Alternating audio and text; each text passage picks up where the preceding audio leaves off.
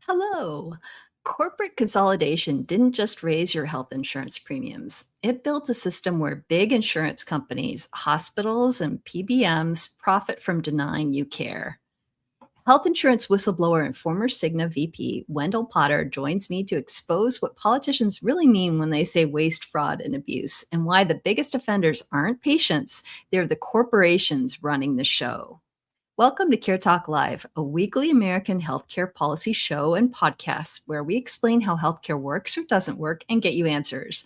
I'm Laura Packard, cancer survivor and healthcare advocate, here to help you. Be sure to subscribe to my channel or podcast wherever you get your podcasts to get future Care Talk shows. If you've ever been denied care, delayed treatment, or drowned in medical bills while insurers post record profits, this conversation is for you. Wendell Potter is an American advocate for health insurance payment reform, New York Times best-selling author, and former health insurance industry communications director. He's the president of Center for Health and Democracy and editor-in-chief of Healthcare Uncovered. Welcome, Wendell. Laura, thanks for having me on the show again. How are you? I'm doing good, and I hear you are too. So let's talk about who isn't doing well, and that is the American patient facing our healthcare system. What with cuts coming out of Washington and news in the headlines about waste, fraud, and abuse, that it doesn't ring true to people when they get a letter in the mail throwing them off their health insurance plan, that politicians in Washington are going after the wrong culprits for waste and fraud and abuse. So let's talk about what waste, fraud, and abuse in our healthcare system actually looks like. Well, thanks a lot. And you're exactly right. Politicians have it wrong. And they know that. In many cases, they're trying to justify some of the changes that they made to laws that have resulted in actually exacerbating the affordability crisis in this country. We've seen that people are losing their insurance. They're getting more and more denials and delays, and people are just not able to not only afford their premiums increasingly, but more and more often they're not able to pay their out-of-pocket costs, which is one of the reasons, by the way, I left the insurance industry in the first place. I was expected, and I was for a time, a big champion of high-deductible health plans, but I came to realize that that was going to saddle so many Americans who couldn't afford it with payments that they just are not able to make, and obviously would, in that case, either forego care or find themselves in an emergency situation and often deep into debt. But the politicians we're finding are just trying to sell the public on a problem that really is in existence in their own telling.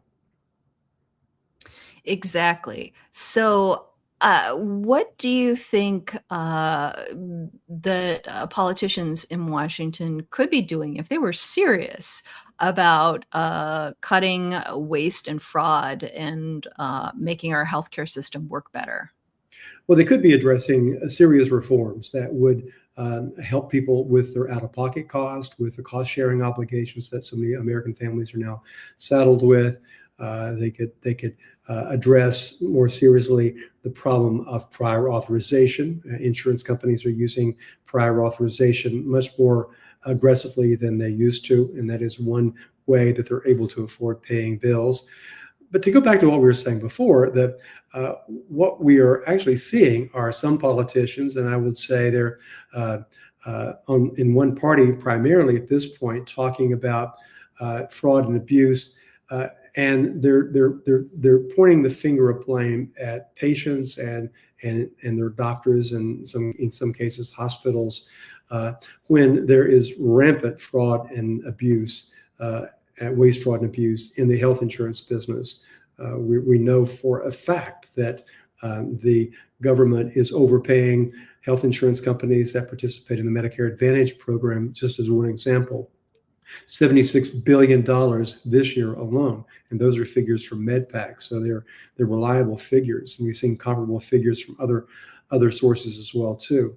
But the effort is being made to justify the cuts that were made in the big beautiful bill that was passed some time ago, that is resulting in more and more people losing their Medicaid coverage, having to go through steps to prove that they're still eligible, but also the inaction of Congress to extend the enhanced subsidies or tax credits that enable millions of Americans to be able to afford coverage in the first place. So that's one thing that was a big miss by Congress, is not extending those. Now, I've said in the past, and I'll still say it, I'm not a big fan of the government just shoveling more and more money to insurance companies. But in the system that we currently have now, and the way the Affordable Care Act was set up, it's important for people to be able to get subsidies. There are very, very few Americans and American families who can afford health insurance in this country without their coverage being subsidized by somebody, either an employer or the government. Otherwise, we're facing premiums for. Mm-hmm. And speaking of the Medicare Advantage overpayments, that's both waste and fraud, right? Like wasted taxpayer dollars, paying these insurance companies more than they should be taking in, and fraud in the way that they're getting some of these payments is by saying that patients are sicker than they actually are, upcoding so that they get larger payments that they are not entitled to, that we are paying for, right? That's right. That's right. And the government, from time to time, they've sued some of these companies that participate in the Medicare Advantage program. They usually result in a settlement because these companies want to continue to participate. But they continue this. And much of it, as I noted, was the way they've gamed the system to get more money from the federal government by claiming that the people who are enrolled in their health plans are actually sicker than they really are. To me, that's egregious, but it's been going on for years and years, and politicians largely have just turned a blind eye to this, even though we've had reports for many, many years about all of these overpayments. If you look 10 years out, if it continues at this pace, we're looking at about $1 trillion in overpayments, just overpayments to these big insurance companies that participate in that program. And I say mostly the dominant companies that in Medicare Advantage are United Healthcare, which is by far the biggest. Humana is, I think, the second largest. Then you've got CVS, which owns Aetna, as one of the third largest players, and various Blue Cross plans, many of them that are owned by a company called Elevance. That's a publicly traded company. So most of this money is winding up actually in the pockets of shareholders. So that's where a lot of our tax dollars is going. In my view, again, that's egregious, and it is fraud in my opinion, and it's something that the federal government, both Congress and various administrations, have been able to continue. And speaking of abuse, prior authorization, which is something we've talked on this show a lot in the past, making patients jump through hoops to get medically necessary care that their doctors have prescribed, costs money and costs health, costs lives. So this abuse is something that we are paying for monetarily and in our bodies. Yes, it's true. And prior authorization has become a big profit center in this industry. Within insurance companies, and the cottage industry has grown up around these insurance companies and prior authorization to support these delays and denials. The companies, Cigna, for example, has a unit that does prior authorization for Cigna, but also it sells its services to other companies as well too. So they make money on this. But it's also, as you noted, is costing us billions and billions of dollars, just the whole process, the whole mechanism of prior authorization as we have it in this country. It began for legitimate reasons years ago. It's been around for many years as a means of making sure that people are getting the care that is appropriate and necessary, and people are not overtreated or mistreated or charged too much. But these insurance companies saw this as an opportunity to make a lot of money, and they have done that. And they make a lot of money by avoiding paying for care that they should be paying for. We know for a fact, because of a lot of the reports that we've seen come out of the government and from others, that much of the care that is being denied, delayed and denied, is medically necessary. Because when people do appeal those denials, they are more often than not overturned, and the insurance company will approve the request and pay for the care. But many people don't know they either even have that right, or they're sick, or don't have anyone who can advocate for them. So a very small percentage of Americans exercise their rights and appeal those decisions. They often just take an answer or in a delay as a final answer from these companies. And these companies know that it's kind of baked into their numbers. They know that only a small, very small percentage of their health plan enrollees will challenge a denial. Mm-hmm. And so this process is not only wasteful, but as we talked about, is actually abusive to patients. Yes. And another waste that's coming that we have previews of is when various states have tried to use red tape requirements to limit who has access to health insurance. Like in Georgia, they did not expand Medicaid. Instead, they have their own private system that only lets some people some working Georgians get access to health care. And they found out that hundreds of millions of dollars were spent on consultants and building this infrastructure, and only hundreds of people actually got health insurance. So most of the money was not going towards healthcare. It was going towards bureaucracy. And we're looking at 50 states now having to do this because of the requirements in the big, beautiful bill. So that's coming. And that's money that not only is coming out of our healthcare system, not only taking away health insurance from people that should have it, but the bureaucracy costs something too, speaking of waste.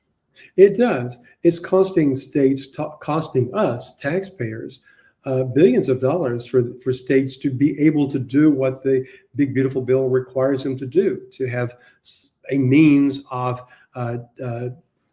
trying to determine whether someone is able to work and should be working and not eligible for Medicaid benefits.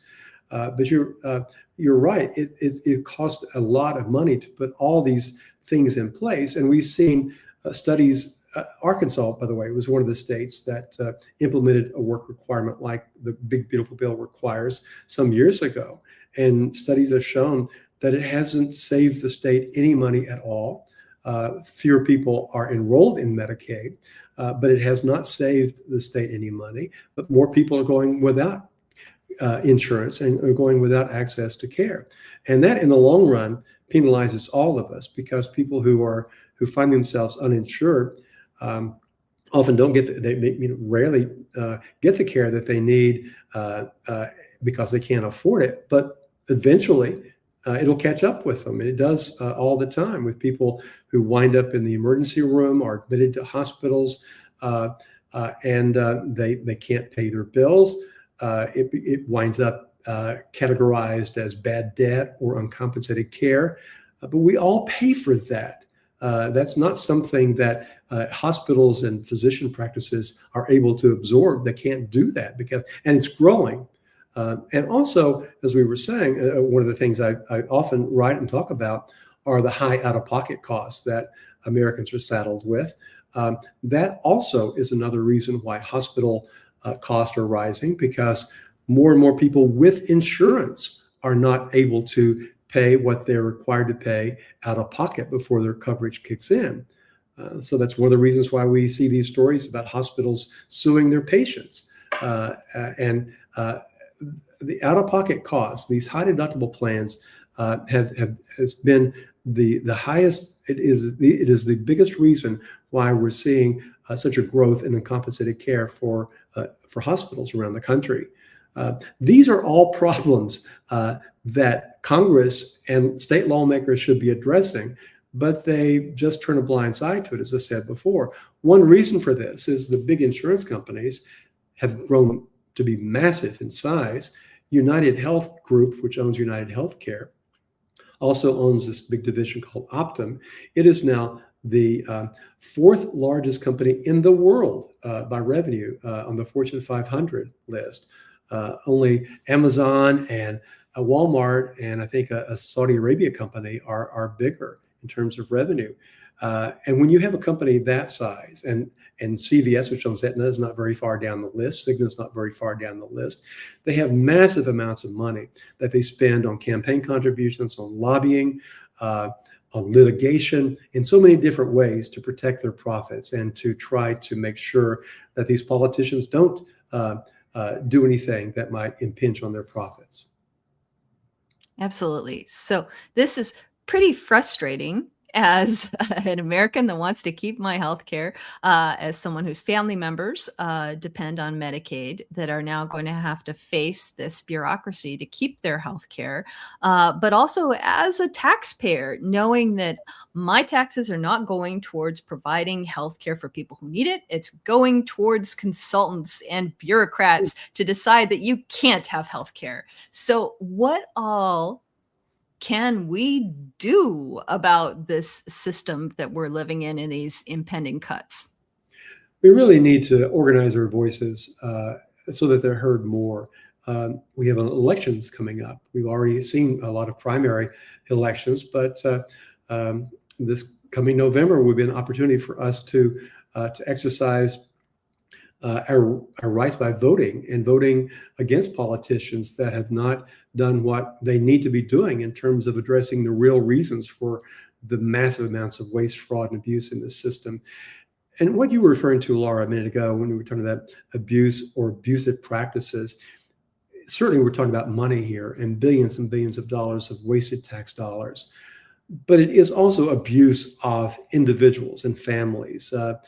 When you're putting up barriers and in supporting the system that allows these insurance companies to erect these barriers in ways that people are not getting the care that they need. That is abusing people in a different way. It's not just financial. You're abusing them when it comes to their health as well, too. Exactly. So thank you very much for joining us today, and keep up the fight for holding health insurance companies accountable. Thank you so much, Laura. Thank you. And reminder that we have free or low-cost healthcare resources available on our website at healthcarevoices.org/care talk. So check it out. Please text or call in your health insurance and healthcare questions at 202-838-6837, and we'll answer them in future episodes. And now our experts will answer your health insurance questions. So welcome to Louise Norris, Health Insurance and Healthcare Reform Analyst at healthinsurance.org. Welcome, Louise. Thank you, Laura. Great to be here. So you have an update about Affordable Care Act enrollment timing. Yes. So last week I was explaining all the ins and outs of the litigation that's going on around that. There is still an appeal going on, so this could change next year. But CMS did confirm last week that open enrollment on healthcare.gov will run from November 1st to January 15th. So it will be the same as it was last year. You need to sign up by December 15th to get a January 1 effective date, but you can still sign up by January 15th for a February 1 effective date. In the states that run their own marketplaces, there's a lot of variation. Idaho ends December 15th. Several of them have pushed it all the way out to January 31st. So if your state doesn't use healthcare.gov, there'll be some variation, but we do know for sure now that open enrollment in most states is going to go through January 15th. Okay, that is Good to know. And we received a text from Dr. Sophia Yen, who wanted to, from our previous episode, who wanted to know what are resources for fighting prior authorization denials? Are there any nonprofits or AI working to fight them? I could talk about how depressing it is for me as a doctor to go into clinic and face a pile of prior authorization requests and hours that I spend on the phone waiting for someone, and Medicaid does not offer any peer-to-peer reviews of rejections. They don't even put the name or degree or specialty of whoever is denying the claim. So it is a frustrating situation, not only for patients, but for our doctors too. Louise? Yes, so, and I appreciate hearing from a doctor on this, because the standard advice that we give to patients who are facing a prior authorization denial is reach out to your doctor, because your doctor can help you get this sorted out. But obviously then when you're the doctor, you show up in your office and, as described here, you have a stack of prior authorization denials to work through in addition to treating your patients. So I just want to point you to a previous episode we did on here on Care Talk back in March. It was the March 3rd episode. Counterforce Health is exactly what you described. It's an entity that's using AI to help people deal with prior authorization denials, and seems to be pretty successful at helping to get those overturned. So if you didn't see that episode, if you go back and watch the March 3rd episode with Counterforce Health, you can learn how that works. Great. And I think there are some other free and paid tools out there to help you deal with prior authorization denials, but you do not have to do it alone. Next question, Wafer Intelligent 9834 on Reddit says that their mom has thousands of dollars of capital gains in stocks she wants to sell, but so the mom is over 65, but the dad is not 65 yet. If we wait until he's 65, she can sell the stock and it won't count towards the non-MAGI income limit. Can you explain how Medicare and income-related monthly adjustment amounts, IRMAA for short, how it works? Sure. So I think this question is actually addressing two opposite ends of the income spectrum. So non-MAGI Medicaid that's how Medicaid eligibility is determined when you are over 65. And so that is for people on the low end of the income spectrum. If you have very limited income and also very limited assets, you can qualify for Medicaid if you're over 65. So the asset limits are so low. In most states, it's $3,000 for a married couple. You can also have a house and a car, but in terms of like your stocks and retirement accounts and stuff like that, $3,000 is the limit. So this person is talking about having thousands of dollars in capital gains.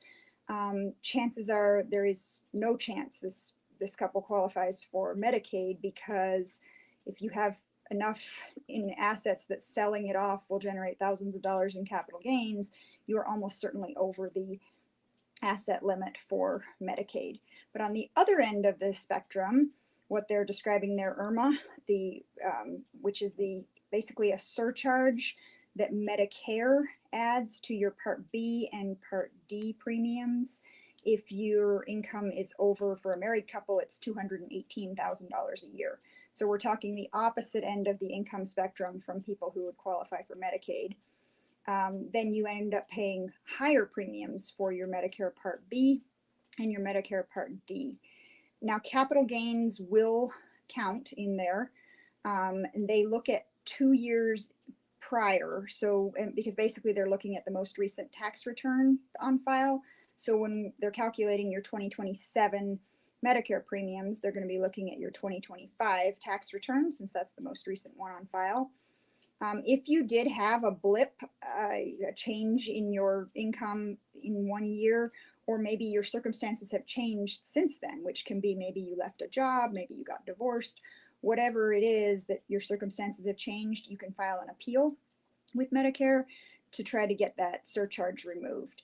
But so basically, to answer the overall question, yes, capital gains will count in both regards, whether you're trying to qualify for Medicaid or wondering whether you're going to get hit with that surcharge on Medicare. But one is for low-income people, one is for high-income people. If you're struggling, you can reach out to an accountant to see if there's a way to structure things to maximize your benefits. Thank you, Louise. And thank you, everybody, for joining us to learn more about healthcare policy, patient rights, the fight for a just healthcare system, and answers to your questions on health insurance and healthcare. Be sure to check out more free or low-cost healthcare resources on our website at healthcarevoices.org/caretalk. Please text or call in your health insurance and healthcare questions at 202-838-6837, and we'll answer them in future episodes. Join us next week for more. And be sure to subscribe to my channel or podcasts wherever you get your podcasts. My name is Laura Packard, and this is Care Talk.